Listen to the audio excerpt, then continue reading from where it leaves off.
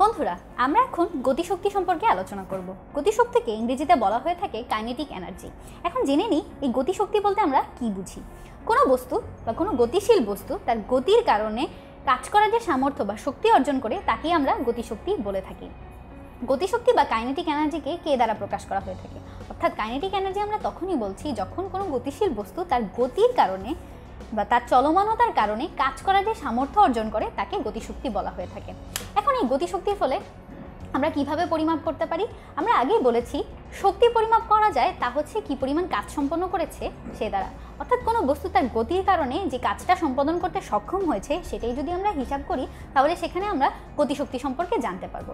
আর আমরা কাজ হিসাব করা তো নিশ্চয়ই সবাই মনে আছে। কাজ হচ্ছে কোনো বস্তুর উপর বল প্রয়োগ করলে তার স্মরণে যে পরিবর্তন হয় তাকেই হচ্ছে বল এবং স্মরণের গুণফলকে কাজ বলা হয়ে থাকে।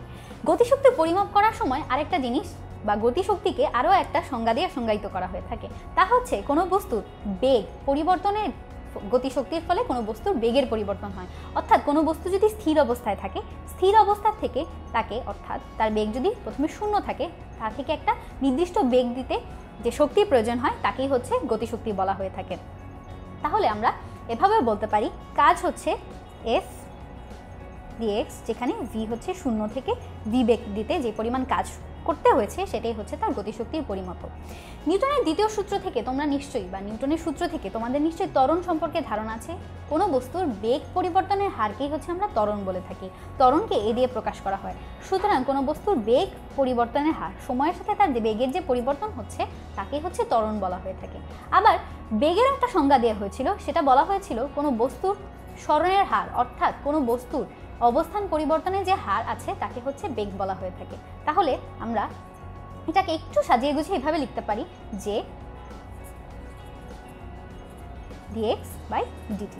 এখানে দেখতে পাচ্ছি যে বস্তুর অবস্থানের পরিবর্তন, সুতরাং এখানে গিয়ে লেখা যাচ্ছে v dv বাই dx। তাহলে আমরা ত্বরণ বা একে এভাবে লিখতে পারি। যদি আমরা এখন এই 1 নম্বর সমীকরণে ত্বরণের মানটাকে বসিয়ে দিই বা এভাবে লিখে ফেলি, একটু ভুল বলেছি হয়তো, সেটা হচ্ছে আমরা নিউটনের দ্বিতীয় সূত্র থেকে জানি F ইজিক্যাল টু হচ্ছে ma, অর্থাৎ ত্বরণের পরিবর্তনই হচ্ছে বস্তুর বল। কারণ এখানে যদি আমি এর মানটা বসিয়ে ফেলি তাহলে যেটা আমি দেখতে পাচ্ছি এরকম একটা কিছু পাচ্ছি। এটাকে যদি আমি 1 নম্বর সমীকরণে বসিয়ে ফেলি তখন যা দেখছি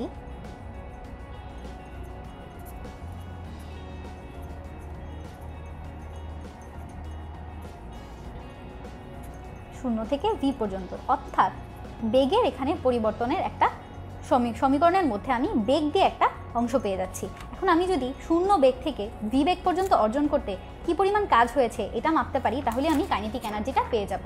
সুতরাং কে অনুযায়ী আমি লিখতে পারি যে এম শূন্য থেকে ভি বেগ দিতে যে পরিমাণ কাজ সম্পাদন হচ্ছে। তাহলে সমাকলনটা যদি আমি সম্পূর্ণ করি তাহলে আমি সমাকলনের উত্তর পাবো হচ্ছে এমন অনেকটা, যেখানে হচ্ছে নিম্ন সীমা শূন্য আর শেষ সীমা হচ্ছে ভি, কারণ বস্তুটাকে ভি বেগ দিতেই কৃত কাজটা হয়েছে, বা K equal to half M V square.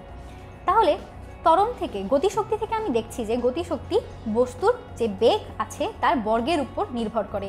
M R 2 এটা তো ধ্রুবক, তাহলে আমি ধ্রুবককে এইভাবেও লিখতে পারি, অর্থাৎ প্রপোর্শনাল টু ভি স্কোয়ার, অর্থাৎ গতিশক্তি বস্তুর যে বেগ পরিবর্তন হয় সেই বেগের বর্গের সমানুপাতিক। এখন গতিশক্তির সাথে কিন্তু ভরবেগেরও একটা সম্পর্ক নিয়ে আসা যায়। ভর এবং কোনো বস্তুর ভর আর তার বেগের গুণফলকে বলা হয়ে থাকে ভরবেগ।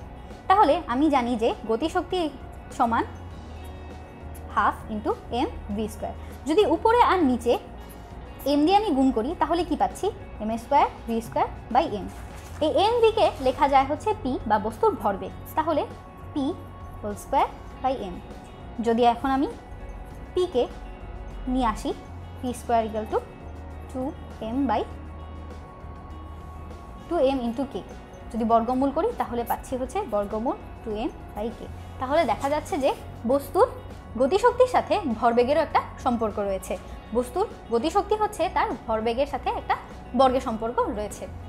এভাবে কাজ থেকে কৃতকার্যে কোনো বস্তুর গতিশীল হওয়ার কারণে বস্তুটি যে পরিমাণ কাজ করার সামর্থ্য অর্জন করে তাকে হচ্ছে আমরা গতিশক্তি বলি, এবং সেই গতিশক্তি আমরা কিভাবে হিসাব করব বা গতিশক্তি থেকে ভরবেগেরও যে একটা সম্পর্ক আছে তা আমরা খুব ভালোভাবে এই ভিডিও থেকে দেখে নেব।